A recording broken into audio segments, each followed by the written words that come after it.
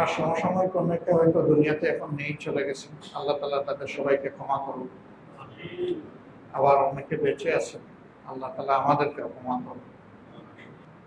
আসলে দুনিয়া আসার মানে হচ্ছে যাওয়ার প্রস্তুতি নেওয়া, এবং এই নোটিশটা আল্লাহ তাআলা নিজেই দিয়েছেন সূরা মুলকের ২য় আয়াতে।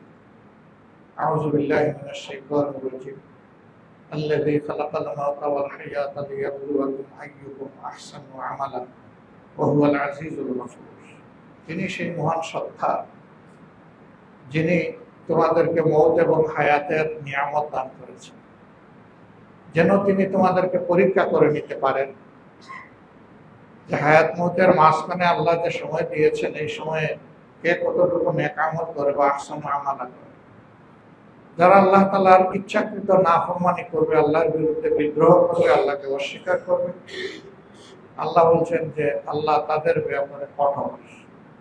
ওয়া হুয়াল আজিজ, তিনি তার সিদ্ধান্ত বাস্তবায়ন এবং শাস্তি দানে খুবই কঠোর।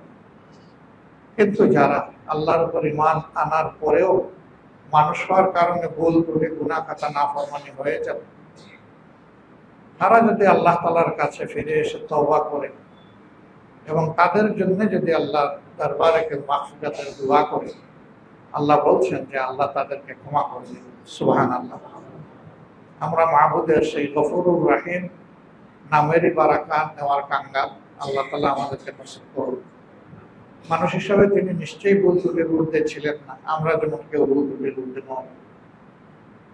আচার আচরণে ইচ্ছাকৃতভাবে তিনি এমন মানুষ ছিলেন না যে কাউকে আঘাত করবেন, কিন্তু তারপরেও যদি তার কোনো আচরণে কেউ কষ্ট পেয়ে থাকেন, আল্লাহর রাস্তে আমাদের এই সম্মানিত মুরব্বী এবং ভাইকে আপনারা ক্ষমা করে দেবেন। শুধু আপনার অংশ নয়, আল্লাহ তাআলা যাতে তাকে পুরোপুরি ক্ষমা করেন, সেই জন্য তার আল্লাহর দরবারে তার জন্য দোয়া করবেন। আল্লাহু আকবার।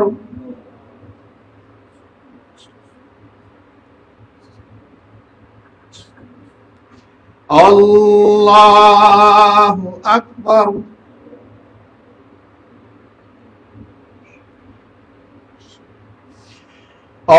আল্লাহু আকবার।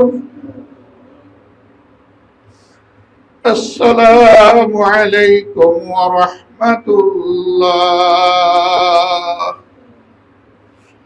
আসসালামু আলাইকুম ওয়া রাহমাতুল্লাহ।